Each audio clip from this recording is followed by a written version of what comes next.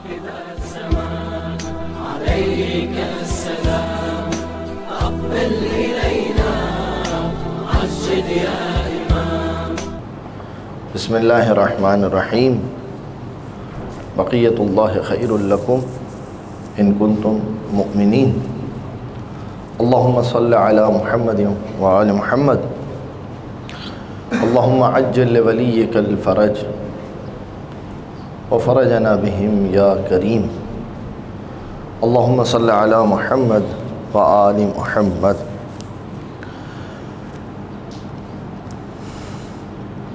آج آپ کی خدمت میں دن کی برکت سے اور توفیق الہی کی برکت سے جو موضوع پیش کیا گیا وہ ہے ایک حدیث ہے. جس حدیث کا آخری جو ٹکڑا ہے اس میں بیان ہو رہا ہے کہ لا مہدی الا عیسیٰ. آپ کی خدمت میں سب سے پہلے یہ بات عرض کروں کہ میں نے اس موضوع کو پیش اس وجہ سے کیا کہ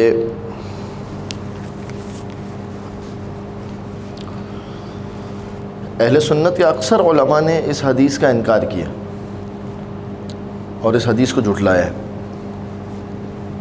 کہ یہ جو حدیث ہے کہ جس کے آخری جو ٹکڑا ہے اس حدیث کا وہ ہے کہ لا مہدی الا عیسیٰ، کہ مہدی جو ہے وہ عیسیٰ کے علاوہ کوئی اور دوسری شخصیت نہیں ہے.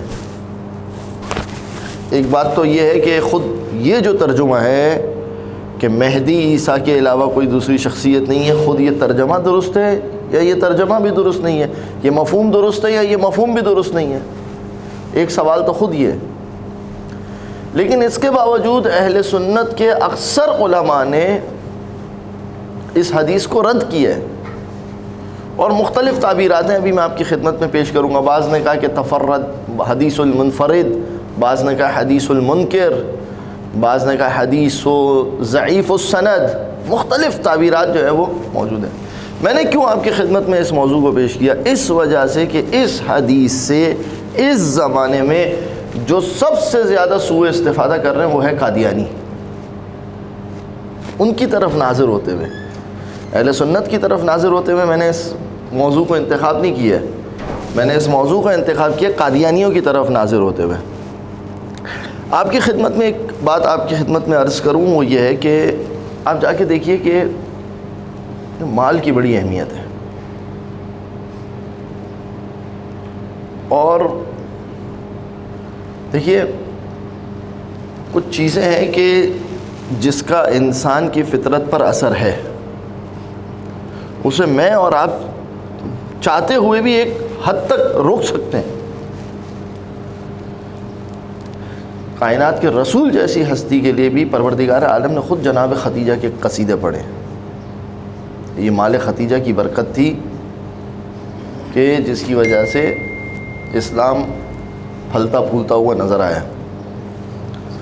تو آج آپ جا کر سرچ کیجئے کہ جب انہیں کراچی سے پنجاب سے جب انہیں نکالا گیا تھا قادیانیوں کو، اور اس کے بعد جب یہ جرمنی گئے اور دیگر جگہوں پر، تو آج آپ دیکھیے کہ یورپ میں یہ کتنے پھیلے ہوئے ہیں. اور ایک بڑا استدلال ان کا اپنے باطل مدعا کے اوپر اس حدیث پر ٹکا ہوا ہے لا مہدی الا عیسیٰ. کیوں؟ اس لیے کہ جو مرزا غلام احمد قادیانی جنہوں نے پہلے نبی ہونے کا نبوت کا دعویٰ کیا، پھر نبوت کے دعوے کے بعد اپنے، کیونکہ دیکھیے یہ استغلال ہے احادیث سے کہ وہ ساری کی ساری روایت کے جو کہتی تھی کہ عیسیٰ واپس نازل ہوں گے، عیسیٰ واپس نازل ہوں گے، عیسیٰ واپس نازل ہوں گے.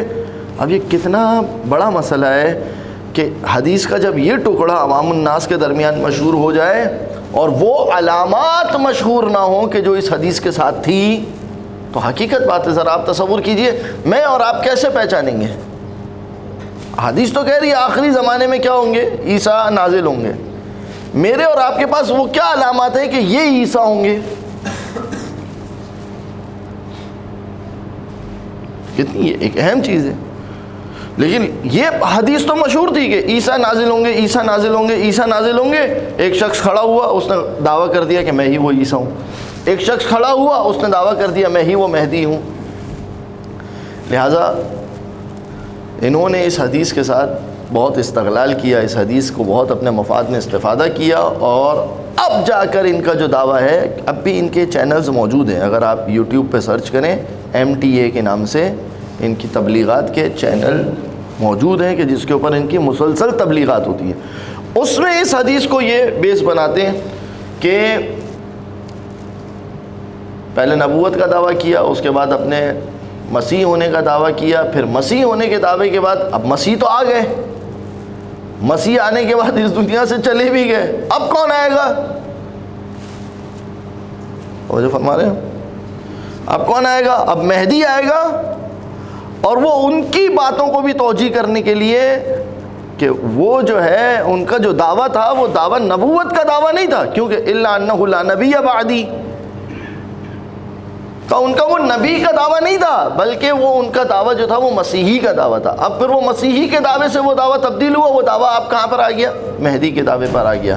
لہٰذا اس وجہ سے میں نے اس موضوع کو منتخب کیا، اور آپ جا کے ان کے کلمات دیکھیے کہ یہ کس انداز سے اس حدیث کے ساتھ کھیلتے ہیں. حدیث قبل اس کے کہ میں اس حدیث کو سنداً رد کروں، مفہوم حدیث کی طرف اگر میں اور آپ توجہ کریں کہ یہ حدیث کہنا کیا چاہ رہی ہے. میں نے کئی ایک مقامات پر دیکھا کہ اہل سنت کے علماء نے اس حدیث کی توجیہ میں کچھ کہا ہے یا مباشرتاً آتے ہی اس حدیث کو رد کر دیا.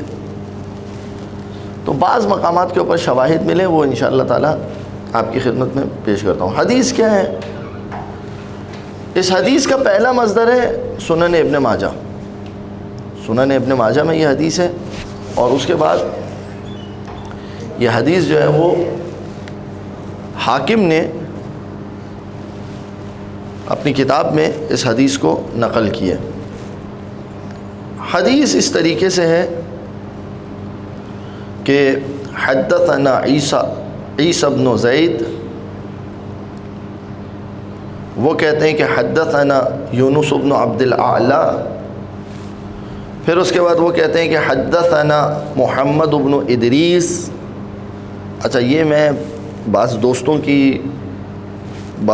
کے لیے یہ عرض کر دوں کہ بعض اوقات جیسے ابن کا الف گر جاتا ہے نا، تو یہ روایت لکھتے ہوئے حدثنا کو پورا حدثنا نہیں لکھتے، بلکہ کیا لکھ دیتے ہیں؟ ثنا لکھ دیتے ہیں، ثا اور نون الف. تو آپ کو اس کو ثنا نہیں پڑھنا، آپ کو اس کو حدثنا پڑھنا ہے. یہ جو ہے وہ ان کا لکھنے کا طریقہ کار ہے کہ یہ اس کا ہا اور دال جو ہے وہ گرا دیتے ہیں.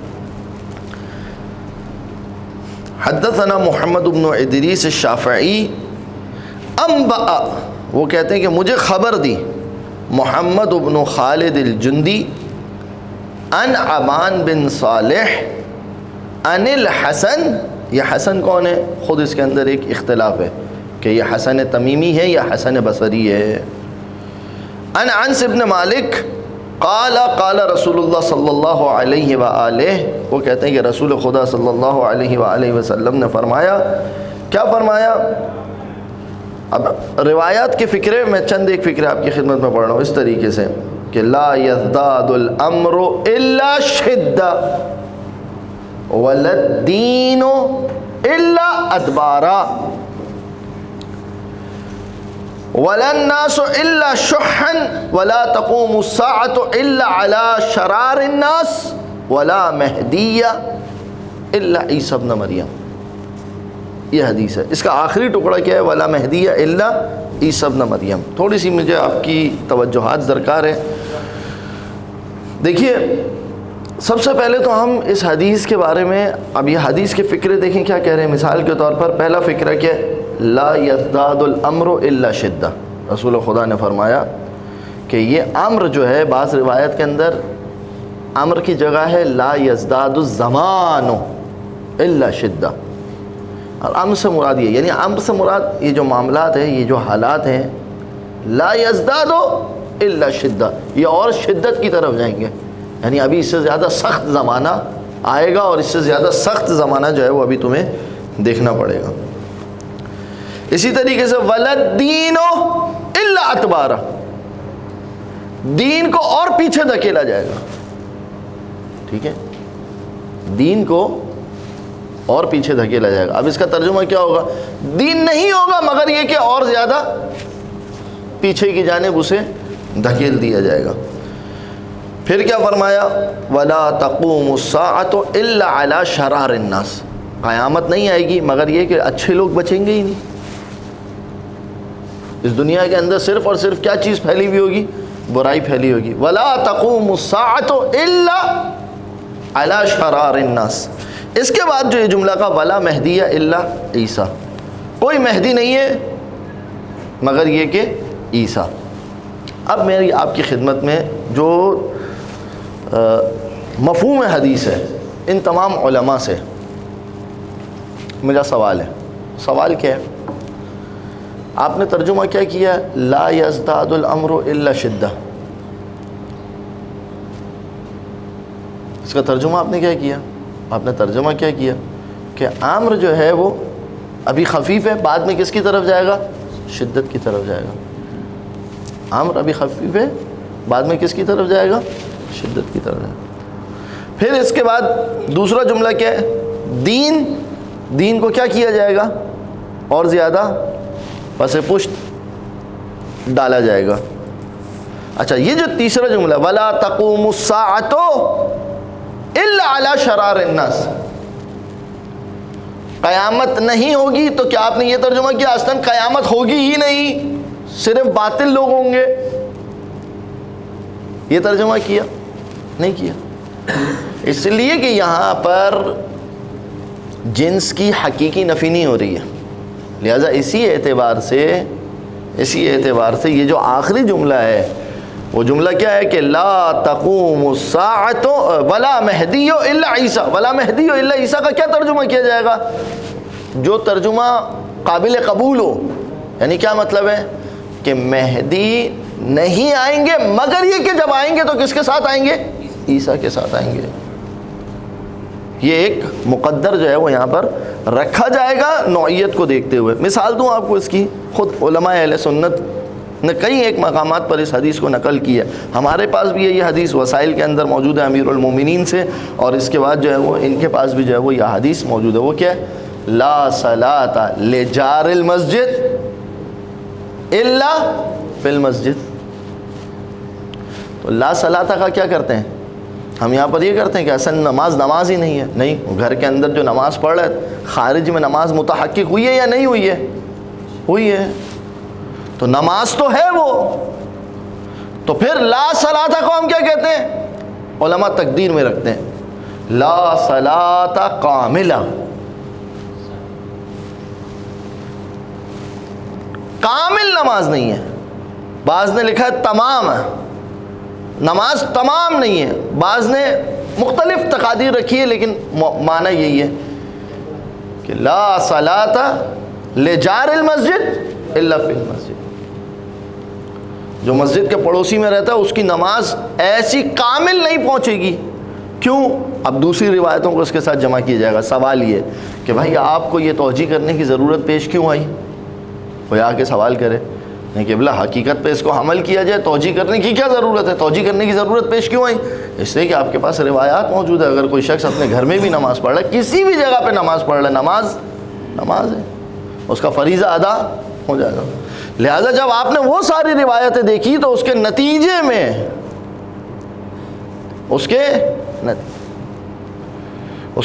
آپ نے کیا کیا کہ اس کی جو ہے وہ توجیہ کرنی پڑے گی۔ اگر ہم اس کی سند کو مانیں تو اس کی کیا کرنی پڑے گی؟ توجیہ کرنی پڑے گی۔ اور توجیہ آپ نے کیا کی؟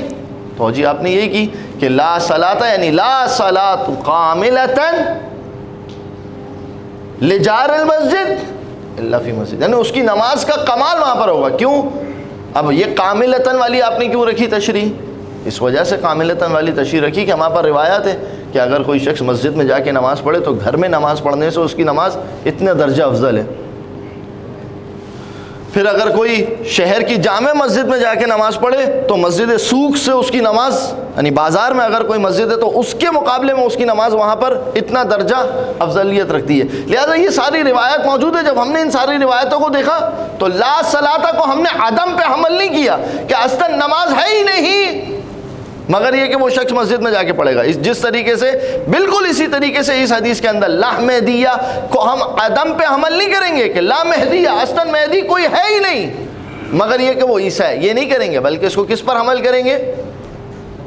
لا مہدیہ، یعنی لا یظہر مہدی الا یظہر معہ عیسیٰ. یہ اس کی توجیہ بنے گی. کوئی آ کے سوال کرے قبلہ یہ توجیہ آپ کیوں کر رہے ہیں؟ اس لیے کر رہے ہیں کہ جیسے آپ نے لا صلاۃ فی المسجد میں کی. کیوں کر رہے ہیں؟ اس لیے کہ یہاں پر ہمارے پاس مقابلے کے اوپر وہ روایات کھڑی ہوئی ہیں کہ جو تواتر کے ساتھ ہیں. اور وہ روایات کیا کہہ رہی ہے؟ کون کون سی اس میں سے روایت ہے؟ سب سے پہلی حدیث کون سی حدیث ہے؟ توجہ کیجیے گا. مہدی من اہل البیت، مہدی کس میں سے ہوگا؟ ہم اہل بیت میں سے ہوگا. اگر آپ کہتے ہیں کہ عیسیٰ ہی ہے مہدی تو کیا یہ بتائیے کیا عیسیٰ اہل بیت رسول میں سے ہیں؟ لہذا اچھا یہ حدیث تواتر کے ساتھ ہے. اہل سنت نے کہا ہے کہ یہ حدیث کس کے ساتھ ہے؟ تواتر کے ساتھ ہے. اچھا دوسری حدیث میں آپ کی خدمت میں عرض کروں. ایک اور حدیث مثال کے طور پر، اسمہ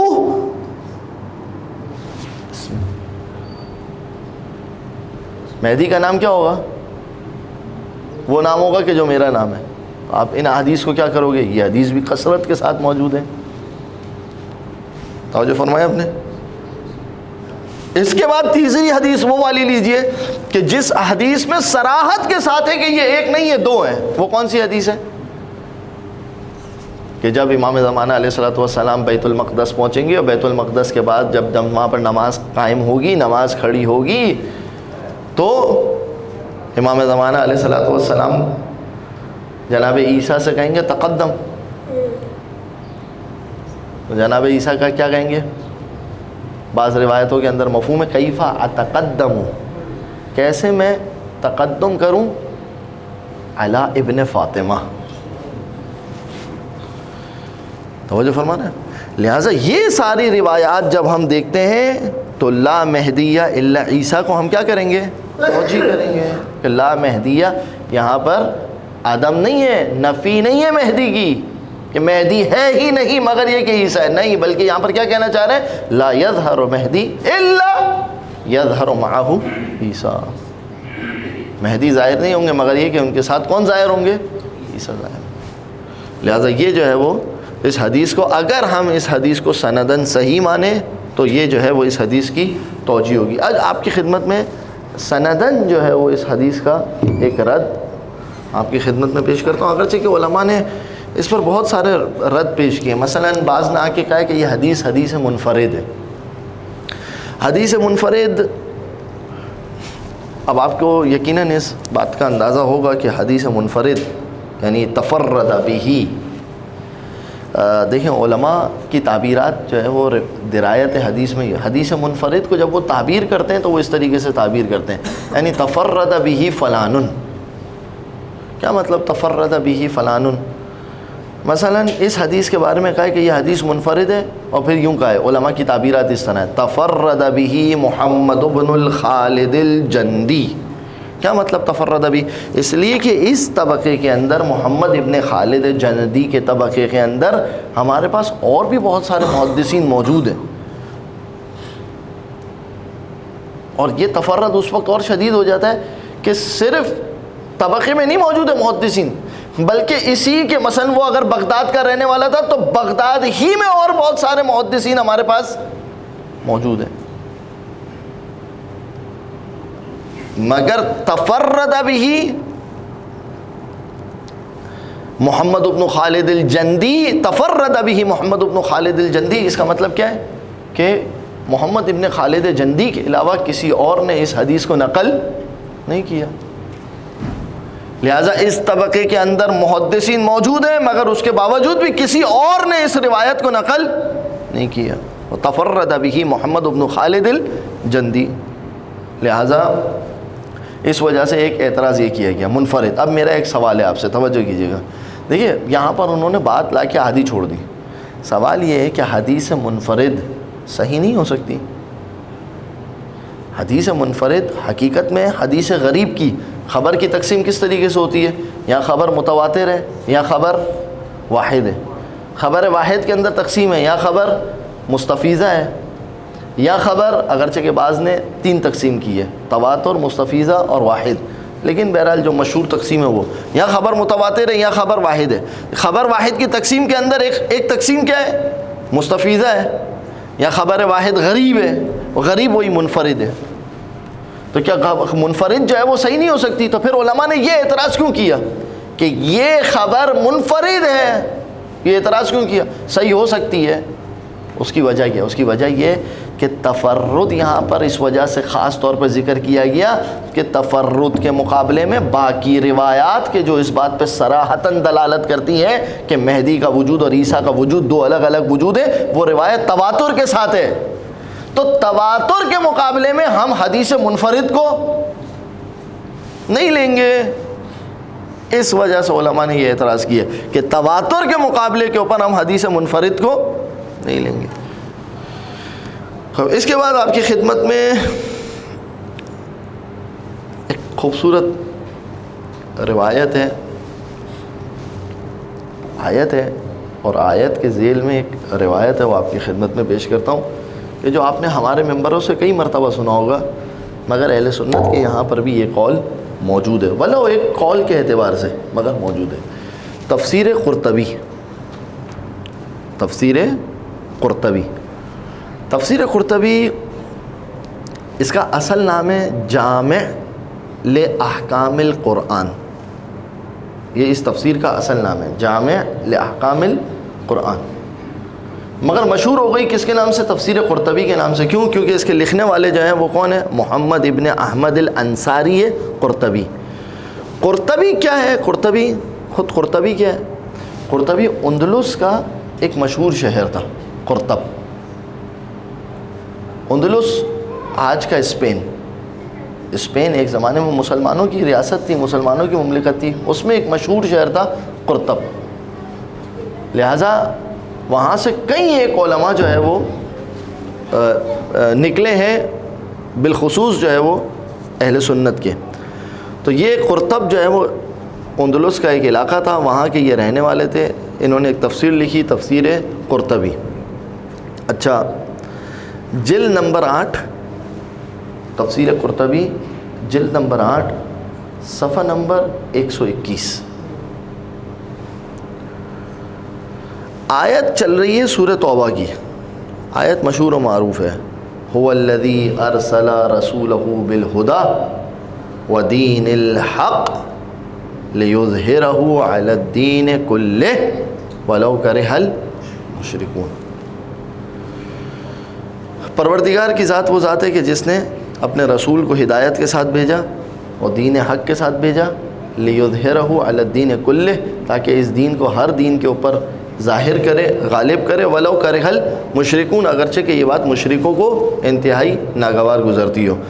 اس کی جو ہے وہ تفسیر کرتے ہوئے لکھتے ہیں, اس طریقے سے لکھتے ہیں, هو الذی ارسل رسولہ, یعنی یرید محمد صلی اللہ علیہ وآلہ.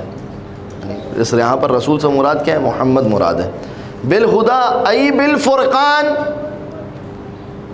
اچھا, فرقان کیوں کہا؟ کہہ دیتے قرآن. یہ ایک جہت ہے. قرآن کے مختلف نام ہیں. قرآن کا ایک نام ہے ذکر. ذکر کس اعتبار سے؟ کہ یہ قرآن یاد دہانی کرواتا ہے. قرآن کا خود ایک نام ہے قرآن. قرآن کیوں ہے؟ اس لیے کہ یہ وہ کتاب ہے کہ جو پڑھی جانے والی ہے. ایک نام ہے فرقان. فرقان کس جہت سے قرآن کا نام ہے؟ کہ الفارق بین الحق والباطل, کہ یہ قرآن کیا کرے گا؟ حق اور باطل کے درمیان فرق پیدا کر دے گا. اس جہت سے اس کا نام ہے فرقان. لہٰذا انہوں نے, کیونکہ ہدایت کی بات تھی, لہٰذا یہاں پر کیا کیا؟ تفسیر کی بالفرقان کے ذریعے سے. ای بالفرقان ودین الحق لیظہرہ علی الدین کلہ, ای بالحجت والبراہین, کہ پروردگار حجت کے ذریعے سے اور براہین کے ذریعے سے اپنے دین کو تمام ادیان کے اوپر کیا کرے گا؟ غالب کرے گا. وقد اظہرہ علی الشرائع الدین حتی لا یخفى علیہ شیء منہا. پھر اس کے بعد یہاں پر آ کے روایت کو نقل کرتے ہیں اور کہتے ہیں کہ عن ابن عباس وغیرہ قول ہے. بعض نے کہا ہے کہ لیظہرہ ای لیظہر دین اسلام علی کل دین، پروردگار دین اسلام کو ہر دین پر جو ہے وہ غالب کرے گا. پھر کہتے ہیں قال ابو ہریرہ والضحاک، ابو ہریرہ اور ضحاک نے کیا کہا ہے؟ ھذا عند نزول عیسیٰ، یہ اس وقت ہوگا کہ جب عیسیٰ نازل ہوں گے، لہٰذا دین تمام ادیان کے اوپر غالب آ جائے گا. پھر اس کے بعد کہتے ہیں وقال سدی کا قول کیا ہے؟ ذالک عند خروج المہدی، عند خروج المہدی، یہ جو دین غالب آئے گا یہ اس وقت غالب آئے گا کہ جب مہدی خروج کریں گے. یہ جو لفظ ہے خروج، اسے آپ اپنے ذہن میں رکھیے. اکثر روایات کے اندر جو امام زمانہ علیہ الصلوۃ والسلام سے جو متعلق ہے، مثلا کتاب جب یہ لکھتے ہیں کہ ملاحم و فتن، تو جب ملاحم و فتن کتاب لکھتے ہیں اس کے اندر خروج مہدی، تقریباً کتابوں کے اندر آپ باب جا کے دیکھیں کیا ہے؟ خروج مہدی، مہدی کا خروج ہونا. اس لفظ کی وجہ سے اہل سنت کے بہت سارے علماء اس بات کے قائل ہیں کہ بھائی یہ خروج دلالت کرتا ہے کہ مہدی ہے اور کیا کریں گے؟ ظہور کریں گے. پھر اس کے بعد فرماتے ہیں کہ سدی نے کیا کہا ہے کہ ذالک عند خروج المہدی لا یبقى احد الا دخل فی الاسلام، یا تو وہ اسلام میں داخل ہو جائے گا، او ادى الجزئیہ، یا وہ اسلام میں داخل ہوگا یا وہ جزیہ ادا کرے گا. پھر اس کے بعد فرماتے ہیں قیل وقیل، بس یہ چند دقیقوں کی زحمت ہے آپ کو. وقیل ایک قول یہ ہے المہدی ہوا عیسیٰ فقط، مہدی جو ہے وہی ہے کہ جو عیسیٰ ہے. وہو غیر صحیح، تفسیر قرطبی کا یہ صحیح نہیں ہے. کیوں وجہ صحیح کیوں نہیں ہے؟ لأن الاخبار الصحاح قد تواترت على ان المہدی من عطرت رسول اللہ، اس لیے کہ صحیح اخبار تواتر کے ساتھ موجود ہے کہ مہدی کون ہے؟ عطرت رسول میں سے. عیسیٰ عطرت رسول میں سے نہیں ہے، تو کیسے ہو سکتا ہے کہ مہدی اور عیسیٰ دونوں ایک ہی فرد ہوں؟ یہ ایک بات ہو گئی. پھر اس کے بعد فرماتے ہیں فلا یجوز حملہ علی عیسیٰ، یہ جائز ہی نہیں ہے کہ آپ مہدی کو کس کے اوپر حمل کریں؟ عیسیٰ کے اوپر. والحدیث الذی ورد فی انہ لا مہدی الا عیسیٰ، یہ جو حدیث جس میں وارد ہوا ہے کہ مہدی کوئی مہدی نہیں ہے مگر یہ کہ عیسیٰ، غیر صحیح، یہ حدیث ہمارے نزدیک صحیح نہیں ہے. اب دیکھیے ایک عالم کا تعارف ہو گیا قرطبی کا. قرطبی میں نے آپ کو بتایا تفسیر میں ان کے یہاں پر ایک معتبر نام ہے. دوسرے عالم دین بیہقی. بیہق کون سا علاقہ ہے؟ آج کے موجودہ دور کا سبزوار. نیشاپور سے پہلے جب آپ مشہد جائیں، پروردگار عالم ہم سب کو زیارت امام رضا علیہ الصلوۃ والسلام نصیب فرمائے انشاءاللہ. جب آپ مشہد کی طرف جائیں گے تو نیشاپور سے پہلے سبزوار کا علاقہ ہے. اس کا اصل نام ہے بیہق، بیہقی. جتنے بھی بیہقی علماء ہیں وہ سارے کے سارے یہ نیشاپور اور سبزوار کے درمیان کے رہنے والے. اسی وجہ سے انہیں بیہقی جتنے بھی علماء انہیں خراسانی بھی کہا جاتا ہے، انہیں نیشاپوری بھی کہا جاتا ہے. اور کیونکہ یہ اس زمانے میں ایک مرکز تھا. امام رضا علیہ الصلوۃ والسلام جب گئے تھے اور کثرت کے ساتھ جو ہے وہ علماء جمع ہوئے تھے کہ آپ ہمیں رسول خدا سے کوئی روایت نقل کریں، لہذا قال بیہقی فی کتاب البعث والنشور لأن راویہ، اس حدیث کا راوی کون ہے؟ محمد بن خالد الجندی، وہو مجہول. یہ کون ہے؟ مجہول ہے، اس کا کوئی ذکر نہیں کیا گیا. اچھا اب اس کے بعد ایک مزے کی بات آپ کو بتاؤں. ایک راوی ہے جس کا نام ہے ابان ابن ابی عیاش. اب جیسے ہی ابان ابن ابی عیاش کا نام آتا ہے تو جو لوگ جانتے ہیں ان کا ذہن فوراً سے کہاں پہنچتا ہے؟ کتاب سلیم ابن قیس کی طرف، کیونکہ کتاب سلیم ابن قیس کا سب سے بڑا جو مسئلہ ہے صحت کا یا سقم کا، اس کتاب کو قبول کریں یا اس کتاب کو قبول نہیں کریں، وہ سب سے بڑا مسئلہ کیا ہے؟ ابان ابن ابی عیاش. اس لیے کہ سلیم نے وہ کتاب کس کو دے دی تھی؟ ابان ابن ابی عیاش کو دے دی تھی. ابان ابن ابی عیاش کی اگر وثاقت ثابت ہو جائے تو پھر آگے بات بڑھے گی.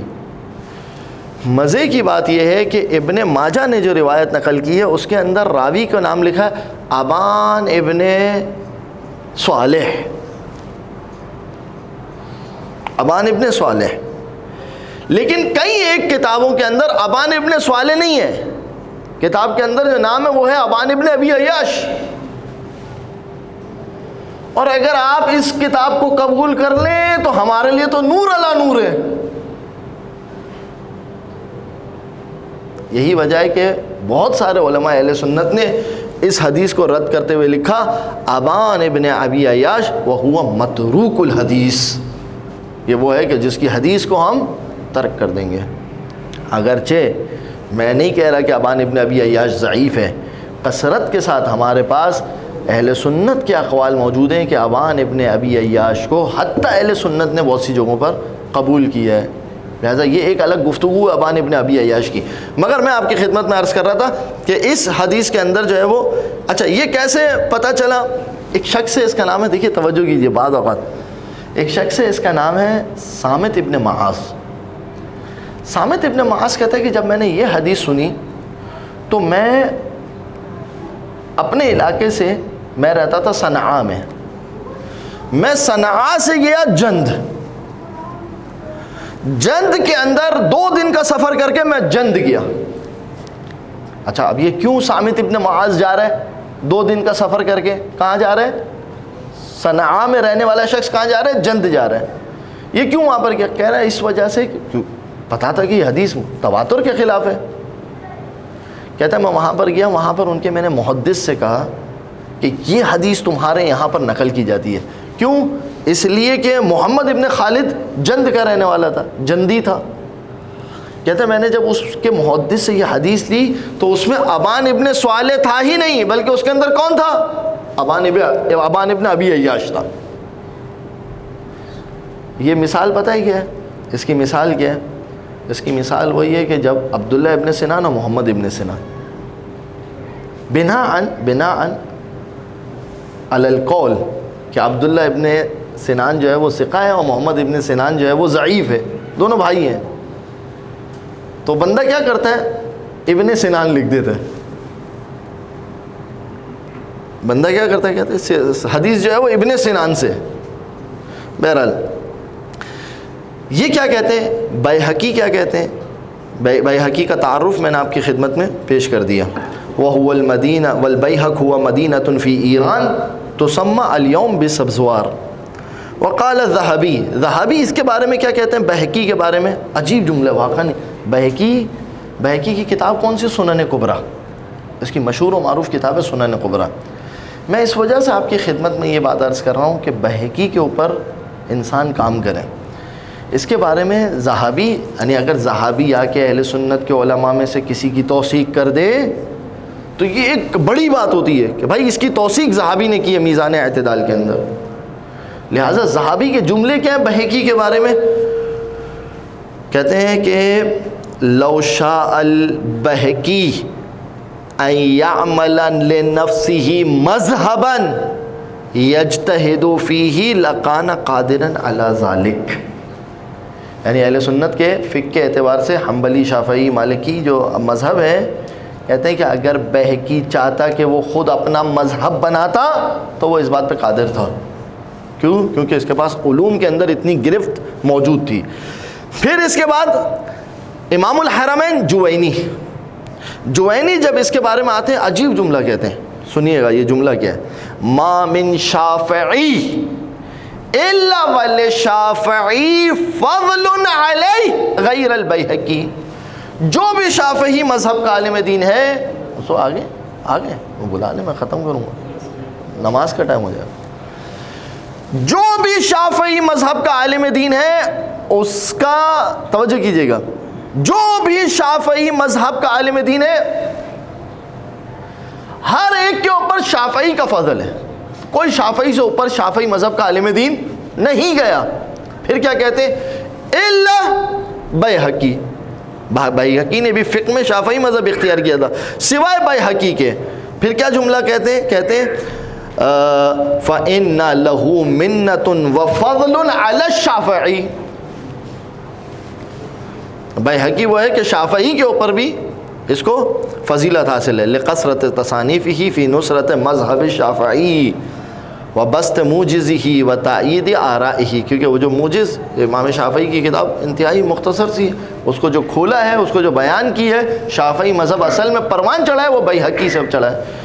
اس کے بعد جو ہے وہ فرماتے ہیں کہ خود انہوں نے اس حدیث کے بارے میں کیا کہا ہے, کہا کہ یہ خالد ابن محمد ابن خالد جندی ہے, یہ مجہول ہے. ابان ابن ابی عیاش یہ متروک ہے. اور اس کے بعد جو ان حسن عن النبی, یہ منقطع. کیوں منقطع؟ اس لیے کہ حسن بصری کیسے رسول خدا سے روایت کر سکتا ہے؟ لہٰذا ایک ہی حدیث کی سند کے اندر کتنے اشکال ہیں؟ 3 اشکال ہیں. مضافن الی ذالک, ابان کون ہے؟ ابان ابن صالح یا ابان ابن ابی عیاش ہے. ایک مل کر درود پڑھ دیجئے محمد و آل محمد پر, اللہم صلی علی محمد. لہذا یہ جو ہے وہ سارے کے سارے اعتراض ہے. لا مہدیہ الا عیسیٰ, کوئی مہدی نہیں ہے مگر یہ کہ حضرت عیسیٰ ہی وہی مہدی ہے. یہ حدیث ہمارے نزدیک قابل قبول نہیں ہے. حتیٰ ہمارے نزدیک نہیں بلکہ خود علماء اہل سنت کے نزدیک جو ہے وہ یہ حدیث قابل قبول نہیں ہے. لہٰذا میں نے آپ کی خدمت میں ابتدائی کلام میں عرض کیا, جو لوگ دیر سے آئیں ان کی خدمت میں عرض کر دوں کہ میں نے یہ حدیث علماء اہل سنت سے کے مقابلے میں نہیں لے کے آیا ہوں میں, کیونکہ اس وقت قادیانی مذہب اپنی بنیاد کس کے اوپر رکھ رہا ہے؟ اس حدیث کے اوپر, لا مہدیہ الا عیسیٰ. لہٰذا یہ تعارض روایت متواترہ سے بھی ٹکراتی ہے, سندن بھی یہ حدیث ضعیف ہے. لہٰذا مہدی کا اپنا وجود ہے, جناب عیسیٰ کا اپنا وجود ہے, اور فاطمہ زہرا کے بیٹے کی شان اس وقت عیاں ہوگی کہ جب عیسیٰ آ کے ان کے پیچھے نماز پڑھیں گے.